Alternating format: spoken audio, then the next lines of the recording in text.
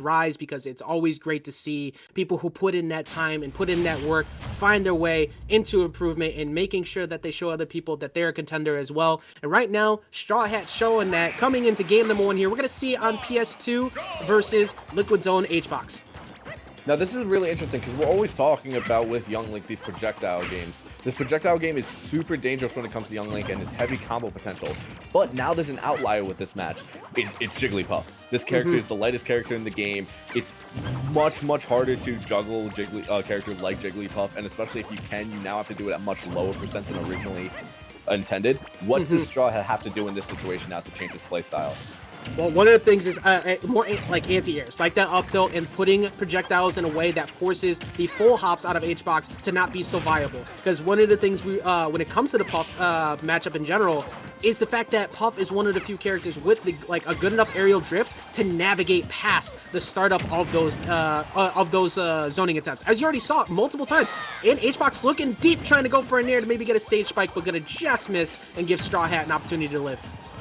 I like that you mentioned those anti-aerials too, Ajax. South Jersey scene and also has like an incredible Puff down there by the name of Zeusy that Strawhat has constantly faces, because that South Jersey scene, it ain't the biggest. Wow, that forward air taking that stock.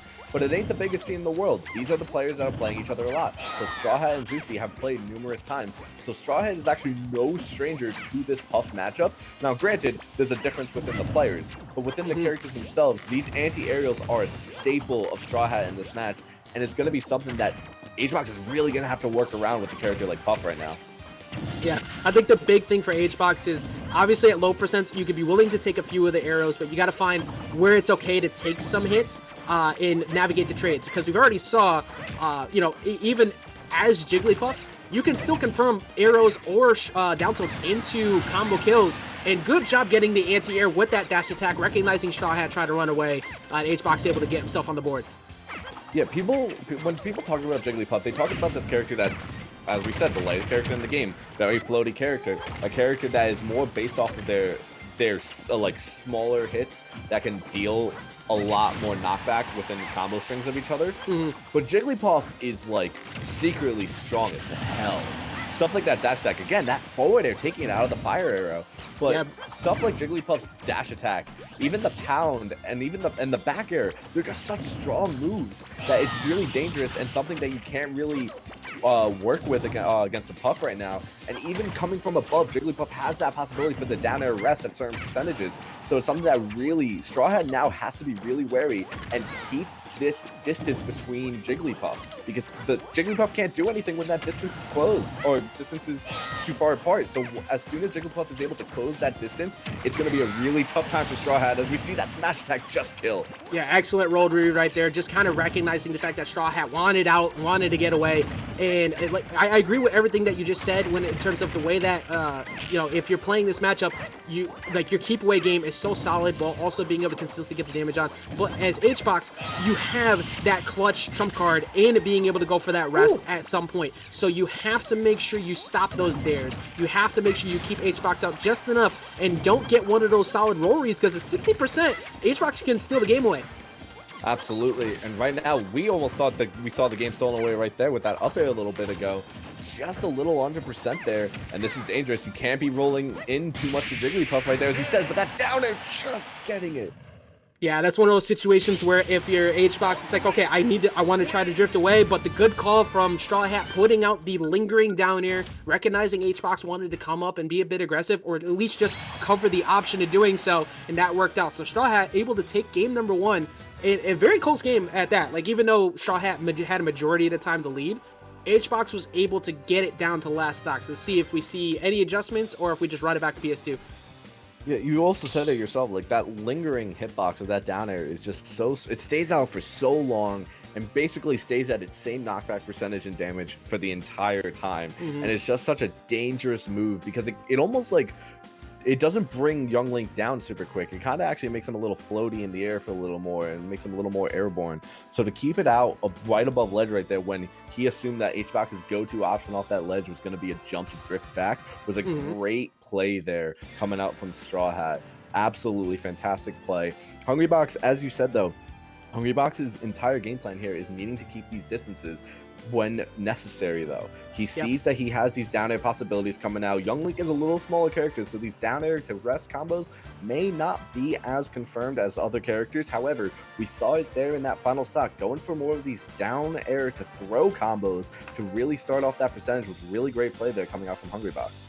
Yeah, and I think one of the things that worked really well for Strawhat too is that in anybody's matchup against Jigglypuff, one of Jigglypuff's best options is the air-to-air game, getting to shut down somebody else before they actually get to do anything with a full hop or do anything with an aerial. So the fact that you have that lingering down air that Jigglypuff has to respect the entire time because it doesn't lose that knockback, or you have those short hop arrows, which we saw confirm into a couple forward airs multiple times, it's really kind of just shut down a big part of the gameplay that Jigglypuff needs to succeed. So I'm very curious to see how HBox finds a way around that, because that is way more difficult to do than just saying, yeah, go ahead, just like full hop around it, or yeah, go ahead, just wait for a roll or something. Like, that is hard to navigate around, and Strawhat did it very well in that game one. And one of the things that people don't talk about with Jigglypuff that much, or I at least don't hear about it, and that people need to respect more when it comes to this character, is Jigglypuff has a lot of moves that are going to have potential for just like almost like a tripping in a way. Like, you know what I'm talking about? Like, yeah.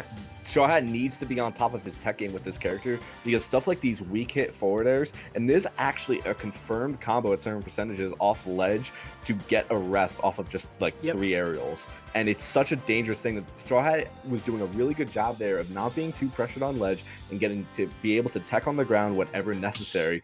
But if that messes up for even a second, Strawhat's going to have a bad time.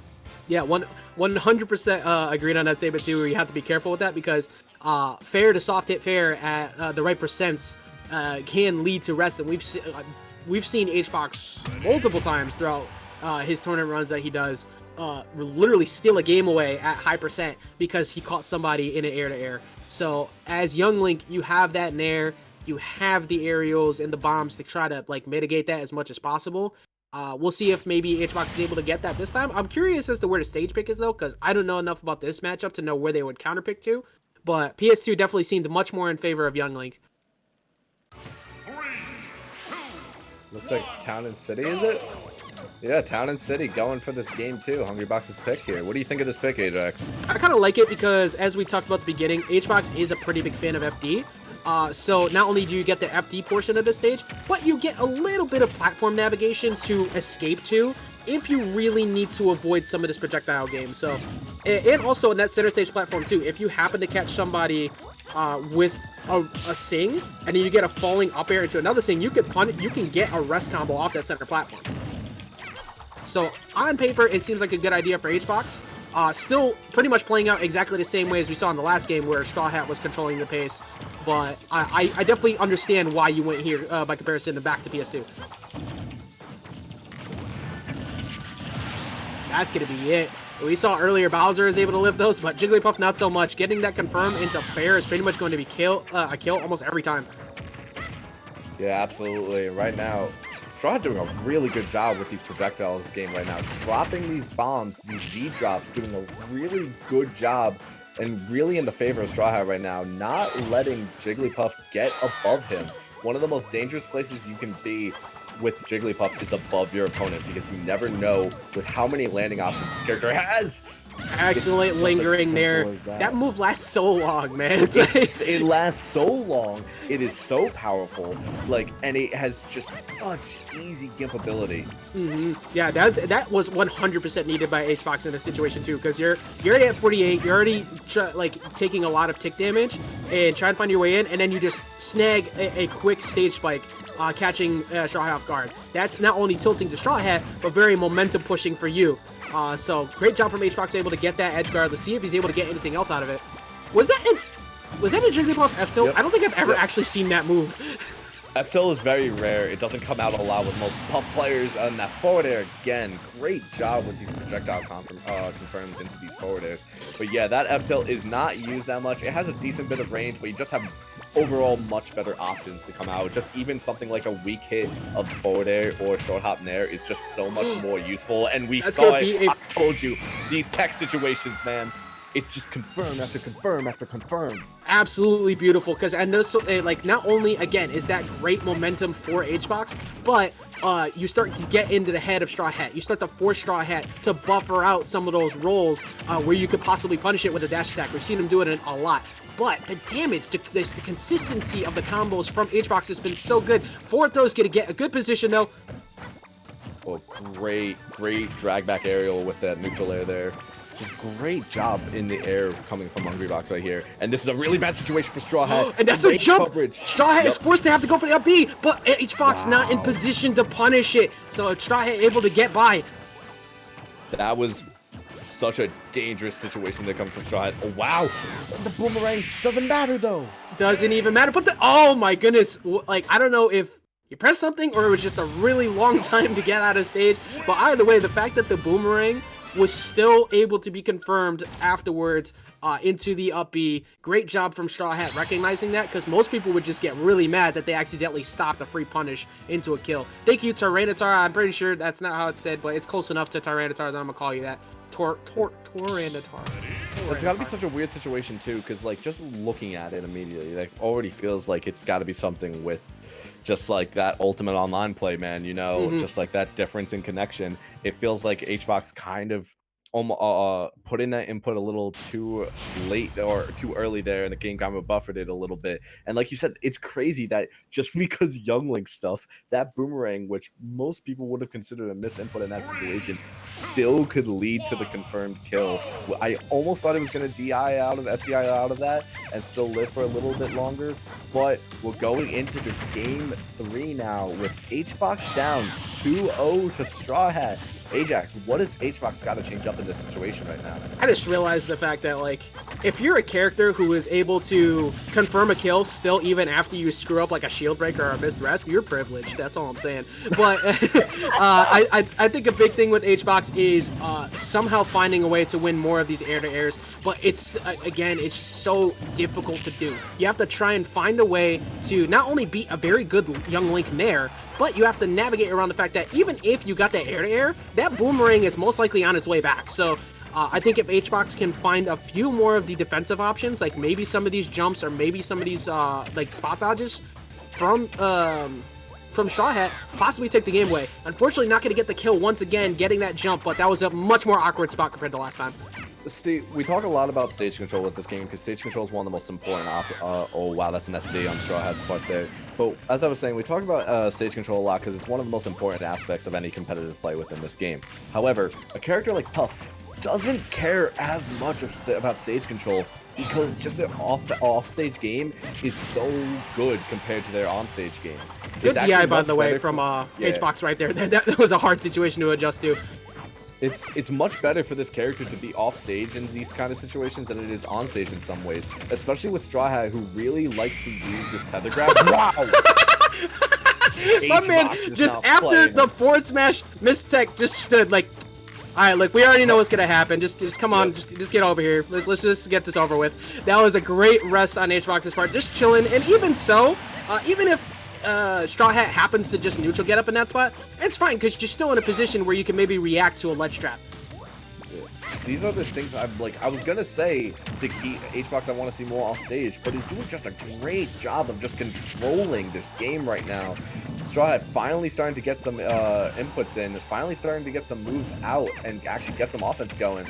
Ooh, little miss input there, I think, from HBox, but this is a bad situation for Strawhat. That's gonna do it. Yep, yeah, the fact that HBox had the stock to work with, beat me to it, was gonna say, okay, HBox can afford to go off stage now, because we were just talking a few minutes ago about one of the things we'd like to see HBox do is win more off stage, but when you're in a situation where you're like an even percent, every little bit of damage gets you that much closer to a kill confirm off of a projectile for Young Link. So you have to be so much reserved with every trade you're willing to take. But when you have a stock up like that, oh yeah, absolutely go off stage, get that nair, and get that W. I honestly, I wasn't too worried about Strawhat even after that SD, because we saw earlier today too, Strawhat gave up a stock like dumb early, like something really early, and still ran it back. Cheap Tim's Vinny. All right, man. Look, if you aren't from New York, that's some bull. That is 100% a New Yorker name right there. Thank you so much for the follow. Just move. That man is chilling in the Bronx right now. But we are going to be getting into game number 4. Currently Strawhat up 2-1 on Hbox. Hbox able to get in that. See, the board of Manhattan. We knew.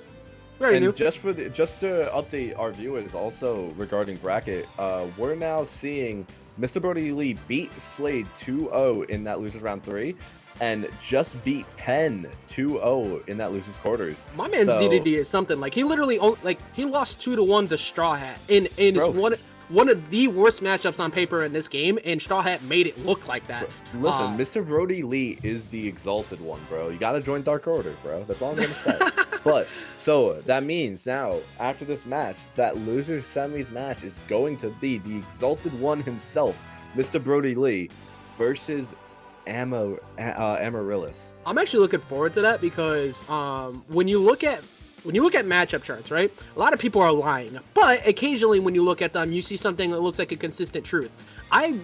From the Bayonetta players that I've seen, DDD, especially online, is actually one of those characters that they put in more of like could be winning, but actually is like more even. I always was confused why.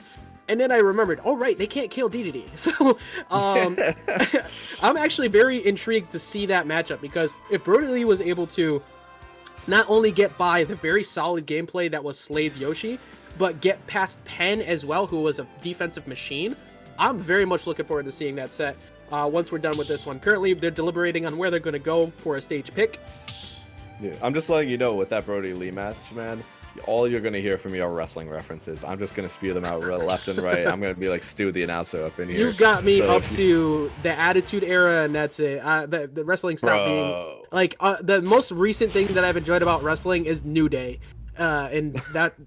Because it's a new day. Yes, it is. All right, so we're getting into game number 4 here on Unova. Oh, my favorite stage.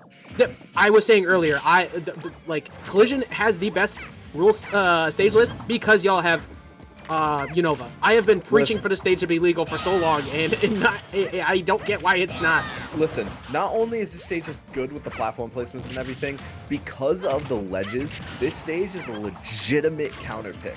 Like, that's the one thing about Smash Competitive I always talk about, where it's like, oh, I counter pick a second platform. Like, no. Like, I'm gonna pick Unova, screw your teleport recovery. This is legitimate counter pick. Yeah, exactly. And that's what I love about this stage. Why is it that when I have to counter pick in my matchups, that all I'm doing is just giving you a stage you're good at, but just slightly worse than the one that we were on just a second ago? Like, that's definitely one of the things outside of you can keep Light far away, but and WarioWare don't know. But it's just one of those things where I'm very surprised. Look, man, I'll pick up Incineroar with the swiftness you give us WarioWare. I don't care. I'll kill you at 0 and make you understand why the stage is supposed to be banned. Bro, I'm the Incineroar player too here, bro. You gotta think, like, I love that stage, but also I kind of hate that stage. Exactly. And she's for everyone. But right now, Strawhat. Oh, that's it! There it is, finding the opportunity for the down air. I was actually just about to say that he's at a window where he has to be very careful of that down air, and Hungrybox was hunting for it. So even though you had the percent lead, you have to always be worried about that situation. Great job from Hbox. Also, 609 Secret, thank you so much for the follow. This is definitely a different Hbox that we've seen from the games 1 and 2 here. Game 3 and now game 4. Wow. Game 4, Hbox have just been completely different here. Hbox doing a much better approach here on Strawhat, with Strawhat not being able to adapt as well. Oh my goodness, that's another one right there. That's another rest. Are we seeing form of the Hbox right now? Game 4 coming live, Hbox coming through, all of a sudden figuring this matchup out, getting the lead. And really, I think a big part of the difference here is now with the lead, he's kind of been punishing Strawhat for just kind of swinging a lot. Like, Strawhat has been looking for a lot of these dares, a lot of these falling nairs, and it hasn't worked the same way that the first 2 games did. There we go. Yeah. This was a matter of very much so in the beginning. Hungrybox was being a lot more aggressive instead of being patient, and Strawhat was punishing it constantly with this projectile play. Now we're seeing Hbox get these early kills that Puff is just known to be able to get, and is just running with that stock lead. As you said, when it's kind of even percentage, even stocks, you got to be a little more different with your playstyle, but when you got that stock lead, go for whatever you want, bud. And that's exactly what we're seeing from Hbox. We'll see him get this early lead straight out of the beginning and completely change his playstyle from aggressive to passive, and just letting Strawhat come to him while Strawhat continues to become just too aggressive. So something that I always, whenever it comes to players on the come up especially, something I always refer to that I think a lot of people lack is the fear factor. We're already seeing HBox do multiple times where after like a trade situation, he's just standing still because he's just putting himself in positions like, go ahead, roll here. Go ahead, put this here. I'm just going to walk around and wait for you to go for that down air and get that back air. And Forma de Juan coming in, getting the W here in game number 4. We're going to game 5 here in Winners Finals. Absolutely turned it up this game. Yeah, I love how you mentioned that, how he's just kind of like standing around after these trades a little bit. He's waiting, like I said, he's playing passive. He's waiting for these opportunities. You hear a lot of people talk about how like you can't stop moving in this game. You got to constantly be moving. You got to constantly think about what your input's going to be. But instead, HBox is going for this more passive approach, saying, listen, I'm in the lead. I don't got to do crap. I'm going to sit here, wait for you to make a mistake, and then I'm going to slap you. Like, 100%. Yeah. Like, you do not want to give up an opportunity when you have a lead like that. So many people, when they have a lead, are like, all right, I'm going to take my face and I'm going to put it right back with yours. Instead, let's hold back. Let them make a bad choice. Let them get a little bit reckless. And I think the big one, obviously, we saw from that was that we saw a lot more down airs. We saw way less projectiles as the match progressed from Strawhat there. And I think part of it might have had to do with the platform layout on Unova, but also just really the like just passive enough play from HBox confused Strawhat to a point where he wasn't able to really set up the way he was before. So I think we'll probably see an attempt to get a wider stage, so you could probably do that again. We've already seen Strawhat just a few times. This is no way, shape, or form over, even though we've already seen the past 2 games very well played by HBox. This has been a great Winners Final so far. My biggest fear right now is that Strawhat chose FD here. That's my biggest fear for me for this matchup right now. But you constantly also seeing that these fire arrow to forward air confirms are just gone. HBox is adapted, the SDI is there. We'll go into what I believe is Town and City again. Yep, Town and City. Back to the good old Town City. But as I said, these fire arrow to forward air confirms are kind of gone. These HBox is doing much better SDIing out of these, and Strawhat is really struggling to come up with these combos, and is kind of having to go for these basic, just like smash attack or down air kills right now. Yeah, and actually, this is interesting too, because this was HBox's counter pick back in game 3. So yeah, Strawhat actually felt comfortable here. I think that HBox probably just removed PS2 and such out of the way. It's like, no, I don't want you to have that. And I like the fact that not only is Strawhat going back for the projectile game to try and just catch a mistake from HBox, but HBox was willing to camp the top of the stage until the platforms were gone. It's like, okay, now I'm at a spot where I can approach you once you like pull the wrong projectile and I find my way in. Yeah. We're seeing that this bomb play from a little of that from Strawhat isn't doing as well with the bomb placements as we saw in these game 1 and 2s. Isn't being able to Z drop as much. Has to constantly now keep his distance and throw these bombs directly at him instead of trying to come from above and drop these Z bombs at him. And right now, just these boomerangs bombs, they're not really connecting as much. The fire arrows haven't been able to really find much use for him right now.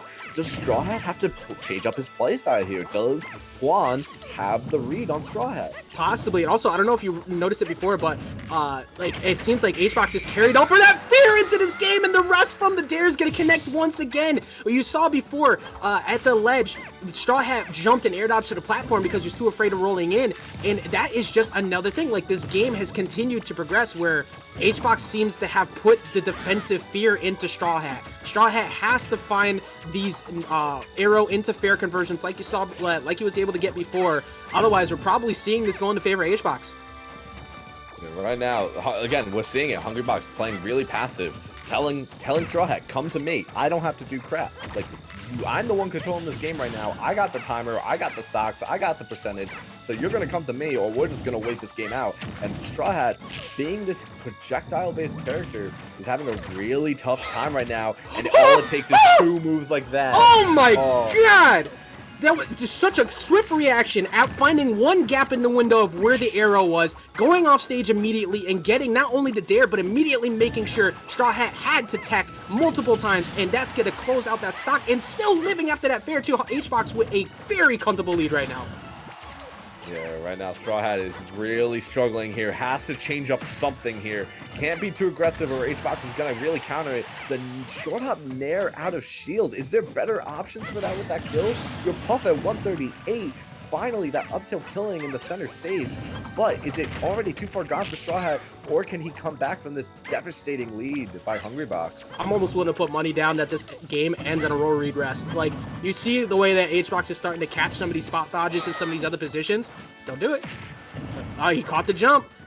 Good job getting that Nair, able to get back down. HBox looking for this. It went through the projectile, and that's gonna close it out. HBox winning a 3-2 over Strawhat after being down, getting the reverse 3-0 on Strawhat. That one's gotta burn, but for HBox, I am sure probably launched his cat across the room just from that pop off. That was insane. Great job from HBox, able to make that run back against Strawhat, and what was very much not looking in any way, shape, or form like a W for HBox at the beginning. Nah, I also just because